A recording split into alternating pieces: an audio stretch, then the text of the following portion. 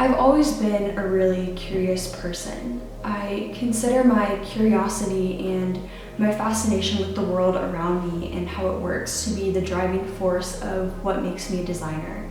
I approach every project seeking to understand and design for unmet needs.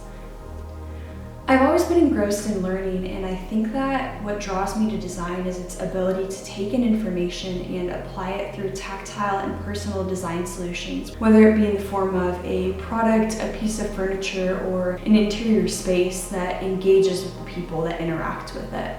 I see design as a form of language. It's always iterative, it's fundamentally communicative, human-centric, both beautiful and practical, and sometimes frustrating. My name is Juliana Schwartz. I'm a fourth-year interior architecture and product design student at Kansas State University, currently studying abroad in Copenhagen, Denmark. Through my design of Next Beauty, I wanted to begin the project by rooting the space in its location of Manhattan, New York. Through research of New York City's geology, I found that 3 layers of rock formed a structural basis that made New York skyscrapers possible. I wanted to create a workplace where every user who had things to bring to the table was able to bring their unique personality and needs and find them met and supported by the space.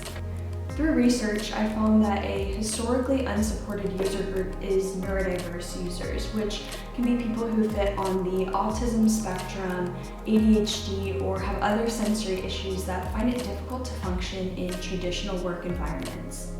I wanted to design for all users, including neurodiverse users, and fundamentally build their needs into the space from the beginning of design.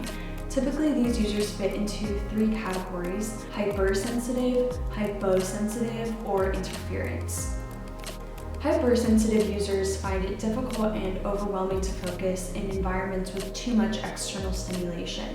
I translated their needs into Manhattan schist, which is the layer of rock that supports the skyscrapers of New York.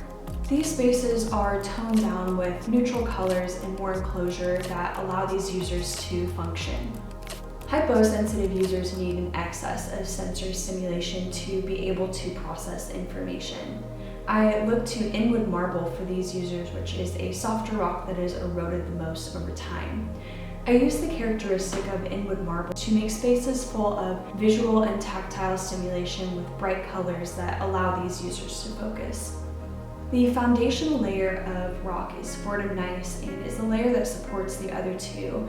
Interference users on the spectrum of neurodiversity strike a balance between sensory needs, so these spaces become foundational spaces that support the other 2, being able to flex and change either way. This translated to my schematic design as I created an office that acts like a complex ecosystem of spaces, incorporating spaces of all 3 types of rock. The 7th floor is the main workspace and creates different zones within the plan.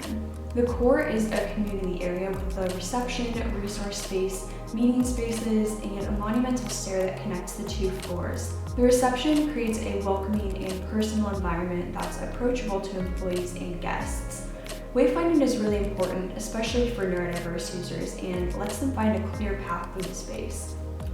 The marketing and sales area is high energy and creative, with the marketing and sales executive offices centered right by workspaces and meeting areas. Dispersed in the space are breakout enclave spaces, project rooms, and a flexible open office area. The operations and finance area supports more cerebral and focused work but has the same proximity to executive offices, breakout rooms, and meeting areas of both types of rock that support this space. The 8th floor creates a refuge space for employees of Next Beauty. Within the work cafe that flows out onto the terrace, different seating options that are best for hypersensitive users with more enclosure and privacy, and hyposensitive users with proximity to circulation and more visual stimulation create spaces where everyone can find a place to work. Ultimately, creating spaces that put people first is key in my design process and I think is fundamental to who I am as a designer.